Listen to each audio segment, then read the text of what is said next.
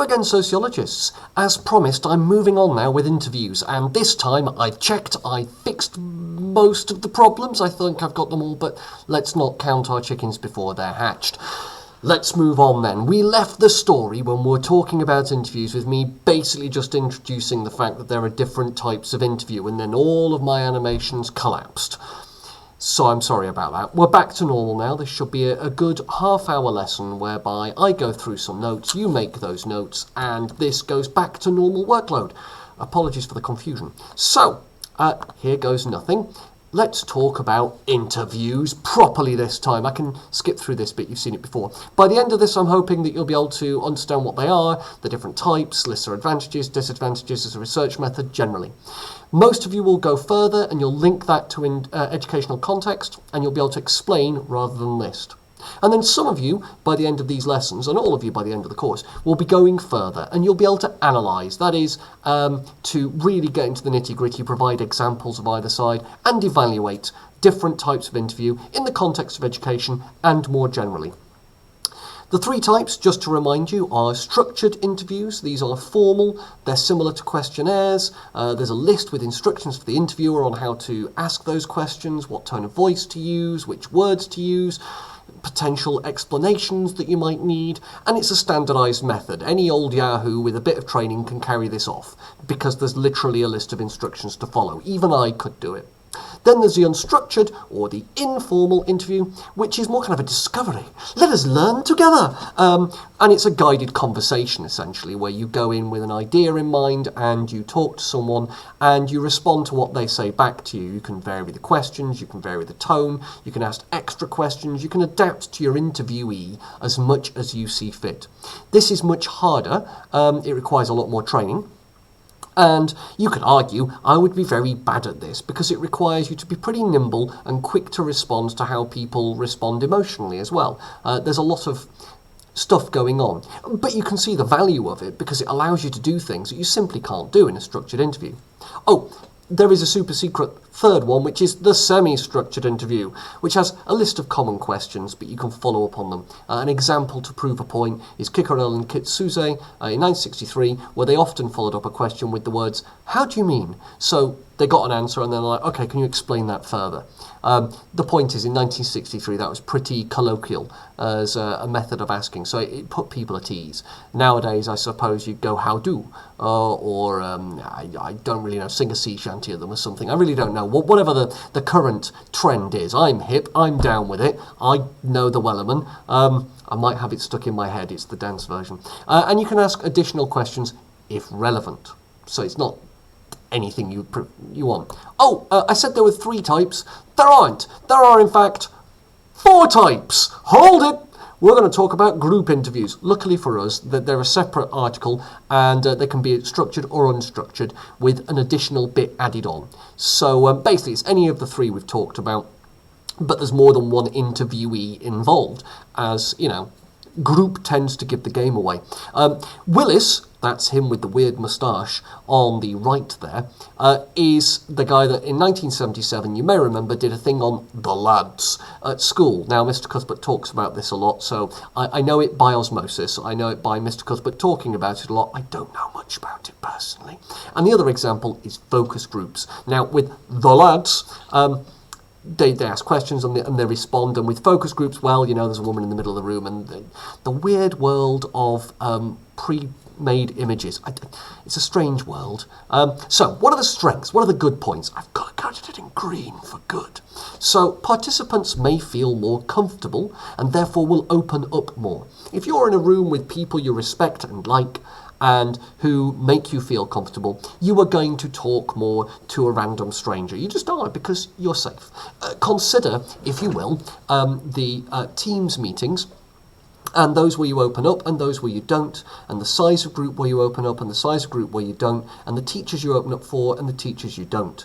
And you will see what I mean. With the right group, this can be quite powerful. Discussion within that group, so you ask a question and then they bounce off one another, allows for reflection, it allows for conversation, it allows the data to get deeper because people build. Now, you'll see this in the classroom all the time. We do it as teachers when we're asking a question of anything. We'll often bounce off other people, and if we're really good at it, I'm not, you will get people bouncing off one another, and the teacher will sort of stand smiling smugly at the front as people bounce around the answer and slowly build their way to something beautiful. I believe that happens a lot in Mr. Young's classes, or maybe not, I don't know. Certainly happens in Mr. Cuthbert's. So you get the idea of how this works. It's useful to generate ideas to follow up in later research. So you might not find anything in particular, but you'll find loads of areas that you're like, oh, I want to look into that. What was that about? How did that work? Why these two things? And that allows the researcher to, well, do more research. These are really good starter points. That, for example, is focus groups. Focus groups do that a lot. They'll bounce around ideas, and the person running the focus group will then go, ooh, that's an interesting thing to follow up, and we'll follow it up. You can combine questions with observational techniques. So when we come to do observations later on, you'll see that there's a lot of techniques you can bring into the group interview. You can see how the group dynamics work. You can see what the group norms are. That's how they behave and what everyone accepts as a way of behaving within that group. So on the one level, you're asking questions, you're getting answers. On another level, you are watching how people respond and soaking it all in. I did this a lot at university without knowing it was a sociological technique. I spent an awful lot of any night out sitting watching the group I was with, working out the group dynamics and the norms, and then when I felt confident that I knew them well enough, I tried to join in with varying degrees of success. And that was interesting. It gained me a bit of a reputation of being a nice guy, if you can believe it, because I basically listened a lot. Apparently not well enough, but, enough to get into some friendship groups. And that essentially is what the sociologist does in a group interview. You sit, you listen, you see how it builds, and then you know what questions to ask, or you know what hypotheses to test. So group interviews are really good as a way of starting something. They also have problems, as you'd imagine. So, for example, you might find that one or two individuals end up dominating discussion. They suppress others. They force them to say certain things simply by being in the room, or force them to say nothing. And you've seen that in classrooms. People will answer questions, and then you'll come to rely on them. There's no point in my opinion being brought. They'll come up with the right answer. I'm just going to wait for them to do it. There's no point me sticking my hand up at all. And that goes double for a group interview, especially if it's one with a peer group, that there'll be people you know in your group of friends who you rely upon to say things when you don't want to talk. And you'll get that in a group. And especially if you're put in a group that people think you're part of and you're not, you will then defer to those people.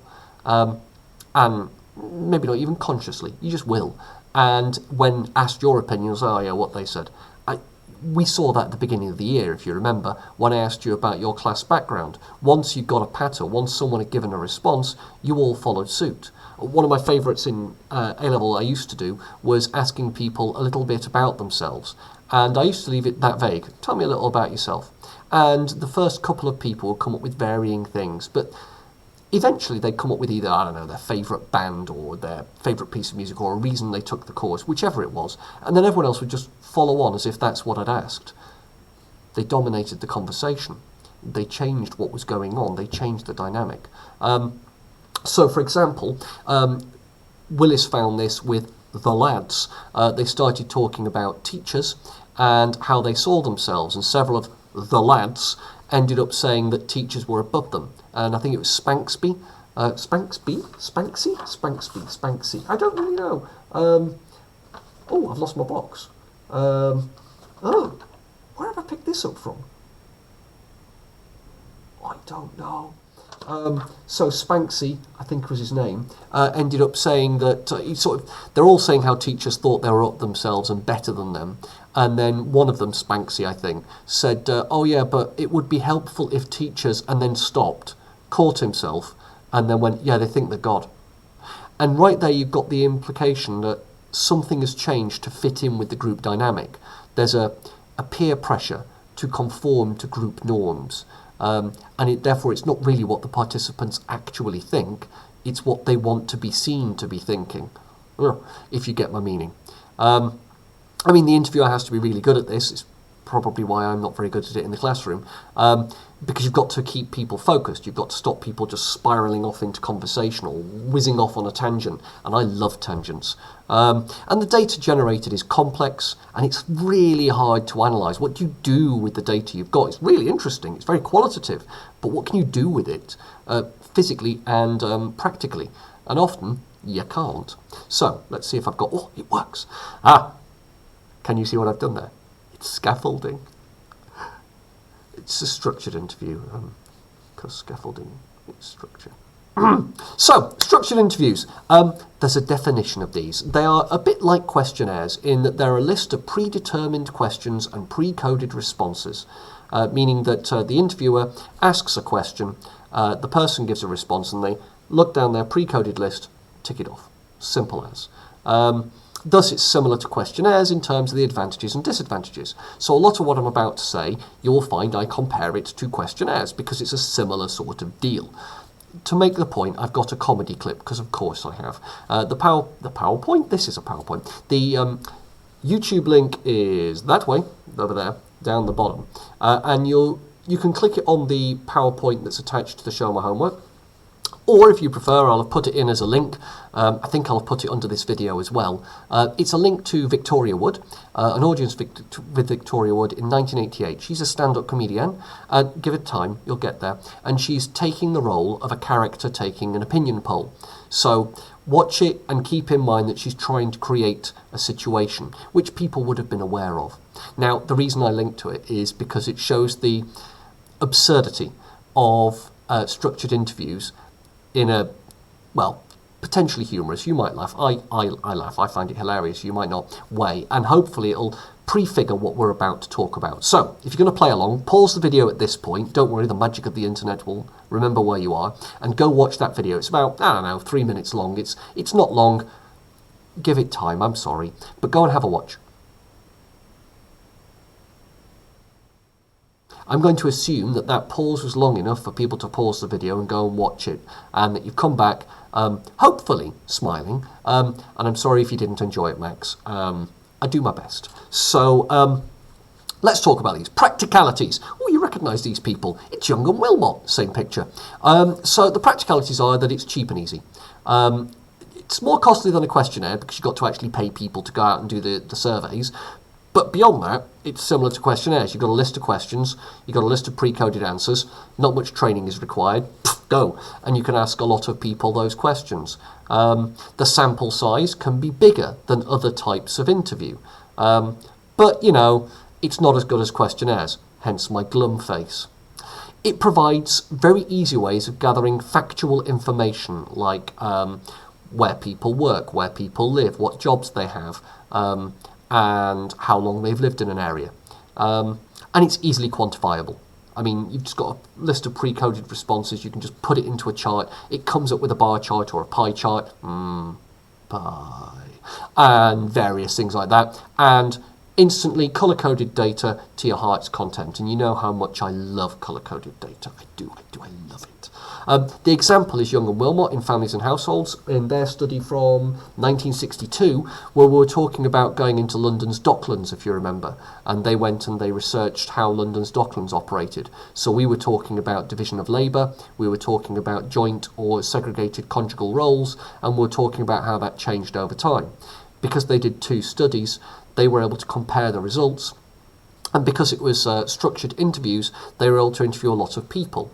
And I'll come back onto that in a moment when we talk about representativeness. You'll notice I've skipped number 2, which is ethics, because it's not relevant here. It's the same ethics as a questionnaire, exactly the same point. In terms of representativeness, there's large numbers you can tackle. That means you get a pretty good sample size. And it's better than questionnaires in this regard in terms of responses. The more you ask, the more you get back, true, but you also get a larger percentage back. So, for example, because the researcher's present, it's hard to ignore. Young and Wilmot found that only 54 people of 987 people approached refused to answer a series of questions. That's great.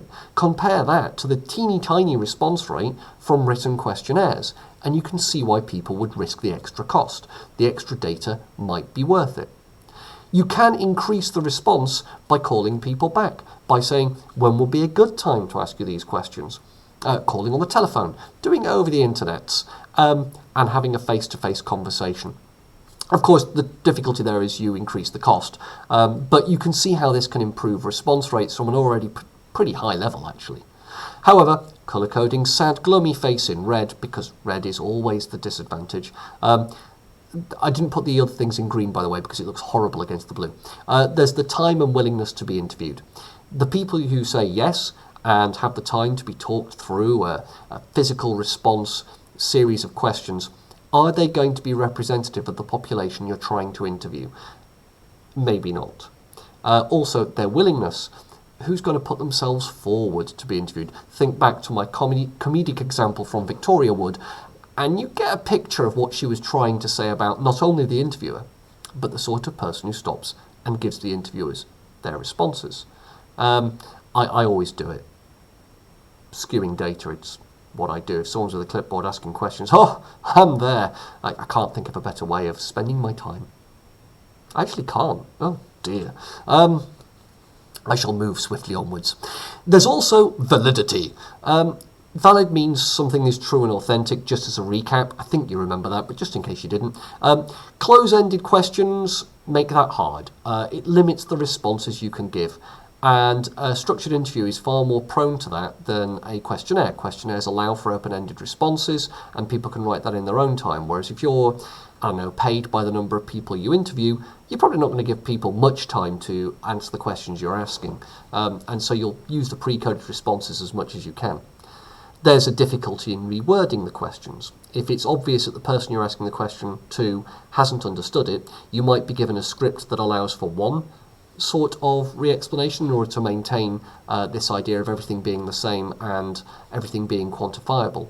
But you don't get to do it a different way because that would invalidate the research. So the person might not understand, you explain it in the improved way, and they still don't get it. Tough, you're going to have to move on to the next question. You've just lost a data point. Also, people in face-to-face responses tend to lie, and I use the term lie here advisedly. They're not necessarily doing it deliberately, though some people do, or knowingly. They don't go and say, I am going to lie. They lie to hide misunderstanding. They lie to hide what they feel is a social inadequacy. They lie to appear respectable, for want of a better phrase. And they'll also exaggerate. I am guilty of both of those things. I learnt recently, as an autistic person, I will tend to lie out of shame. And my lies are ridiculously weird compared to what most people lie about. So when I was at school, I used to say, oh, I've forgotten my homework. When I hadn't, it was in my bag. I was just fearful that it wasn't good enough. It got me in trouble, but in my mind, it was better that kind of trouble than the trouble I get into for not hitting my potential. Lying out of shame. It's a ridiculous lie. It's a stupid lie. It's easily disprovable. One of my favourites was where I got stopped by two people who were intent on bullying me. I knew that, and for some reason, I never did quite figure this one out. I tried to convince them that my bike would turn into a helicopter. I should point out, I was only 6. I mean, of all the lies in the world, that's ridiculous. Even more ridiculous was how far they entertained it, to the point where I ended up looking for the button on the bike that turned it into a helicopter, and they let me do that.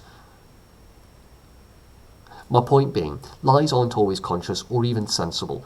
People do it for a whole host of reasons. So when I say lies here, I don't just mean people giving untrue responses. I mean people thinking that they are giving a true response, giving an unrepresentative one. And they also exaggerate. They'll say things like, I've told them 1,000,000 times, one of my favourite exaggerations. And they haven't. We know that that's an exaggeration. It's not a lie so much as it's a fudging.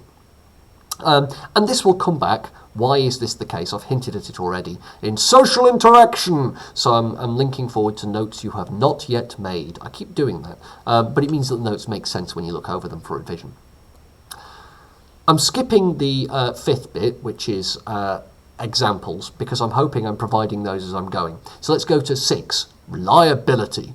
Because pervert, you see. It's easily repeatable and it's easily standardized. Because the same words are used and the same tone of voice is used, that means that every response you get with this standardized questionnaire is for a similar reason. So any errors that creep in are errors in all of your results, not just one of them, meaning that the questionnaire can show that error, if that makes sense. It's more representative, it's more real, it's more reliable, it's repeatable. The creation of a recipe, what tone of voice to use, what words to use, literally a script, means that it's more reliable too. I can pick up a script and I can go and deliver that script, and I don't need to deviate from that script. Any researcher can go back to that recipe and do it again, meaning that it is repeatable, thus reliable. And you can compare answers more easily.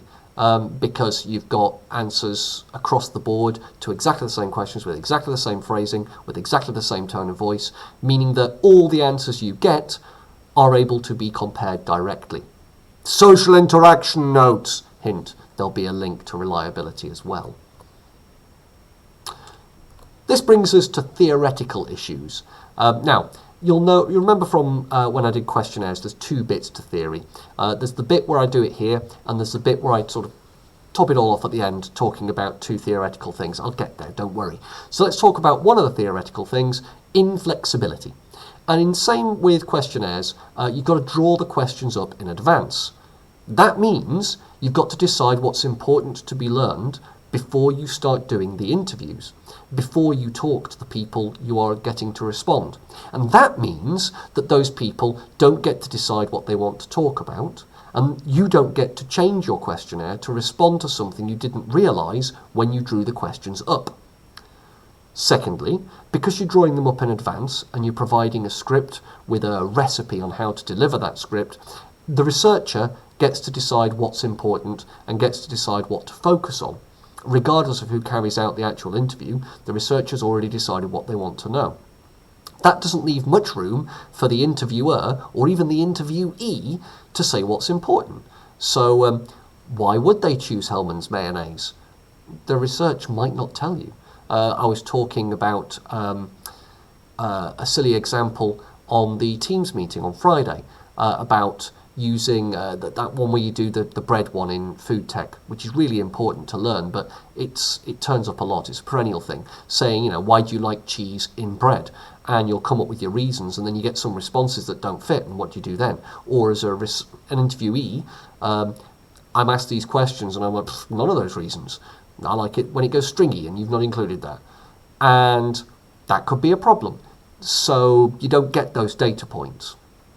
This means there's less validity. You can't pursue interesting responses that you're not expecting, and thus you lose insights. Note the spelling of lose, it's one O, otherwise it's loose. You lose insights, you lose the ability to make sense of things and go, oh, that's interesting, and learn something about how society works or doesn't work, or why it works the way that it does. And as a sociologist, that sort of thing is fascinating to us, at least I hope it is. It is to me at any rate. Maybe that's the autism again. Have I mentioned I was autistic? And also, a bit like questionnaires, it's only a snapshot. That's it. You get one moment in time, the moment in time you do the interview. And that's all you get. You don't know whether that's representative of what people feel. You don't even know whether that's changeable over the course of a day or the course of a month, because it's a snapshot. That's a problem. The inflexibility. Now, you could argue, sir, snapshots are also validity. And I go, yes, you're right. You're absolutely right. Just because I've put it in a box doesn't mean it stays in the box. The whole point of the exam is you can move these things around. If you've got a copy of the textbook at home, you will notice that I've already tried to do this to fit my pervert model. So, I'm monkeying around with it too. Don't worry, you can monkey around with this as much as you like. Just because I've put it in a box doesn't stay in the box. Besides, they've got rounded edges. They're friendly, they're nice, they're bouncy. Another theoretical consideration is feminism. Hence, I've colour-coded it green. Remember that feminism is green. It just is. I don't know why. It just is. This is Hilary Graham, and she did a study in 1983 in which she found out that male researchers and female interviewees was a recipe for disaster.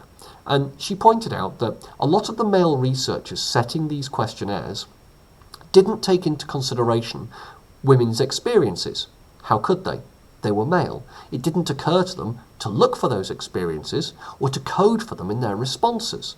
So when you're asking questions about any number of things, you're going to ask questions based on your own experience. What else do you have to go on?